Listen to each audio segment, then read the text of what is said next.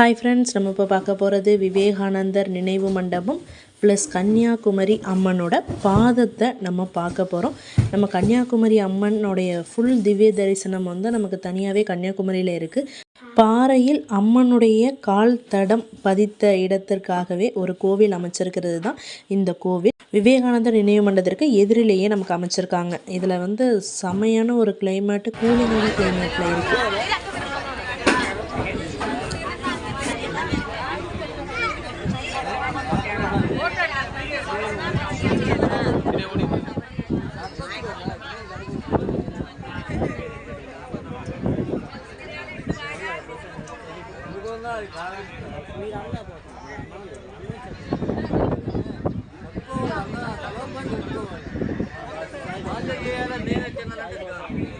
போட்டிலேருந்து நம்ம இறங்கினதுக்கப்புறம் இப்படி தான் நம்ம மேலே ஏறணும். இதுக்கு தான் நம்ம 30 rupees சார்ஜ் பண்ணணும்னு நம்ம ஆல்ரெடி ஃபஸ்ட்டு வீடியோலேயே நான் சொல்லியிருந்தேன்.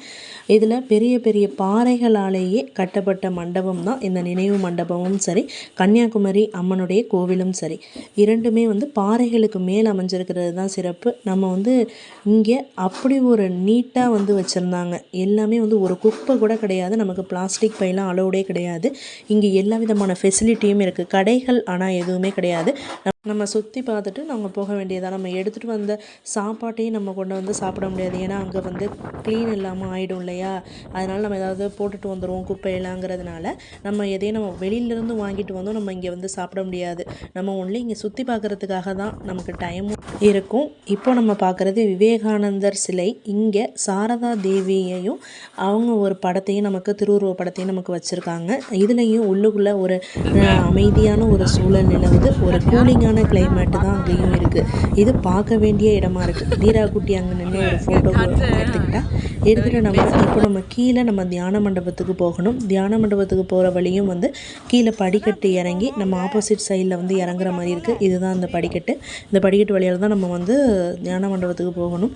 இங்கே குழந்தைகள் வந்து நாட் அலவுடு. ஏன்னா அவங்க சவுண்ட்லாம் போடுவாங்க இல்லையா, அதனால் அவங்கள கண்ட்ரோல் பண்ண முடியாது. அப்படிங்கிறதுனால பெரியவர்கள் மட்டும்தான் நம்ம அந்த தியான மண்டபத்திற்கு போகலாம்.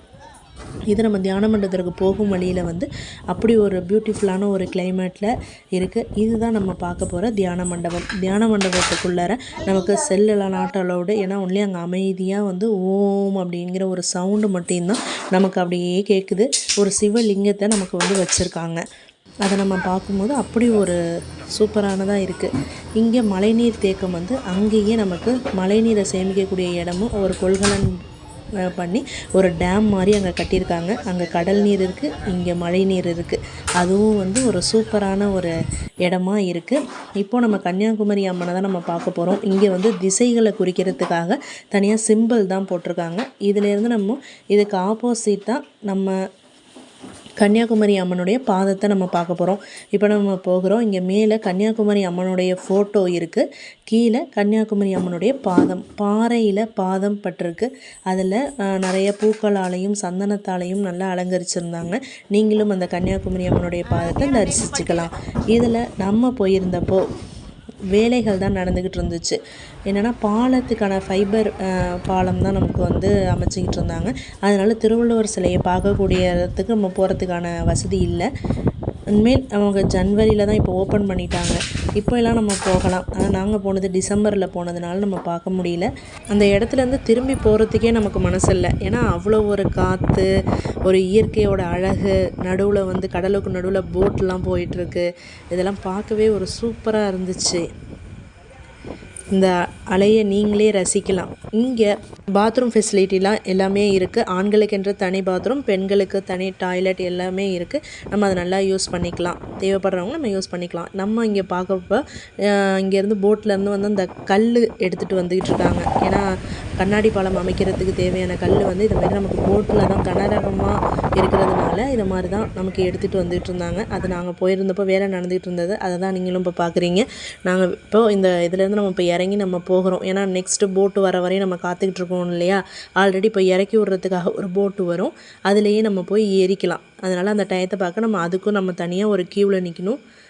இப்போ நம்ம ஏறியாச்சு. ஏறிட்டு திரும்பி விடை பெற முடியாமல் விவேகானந்தர் பாறையை விட்டு வெளியில் வந்துட்டோம்.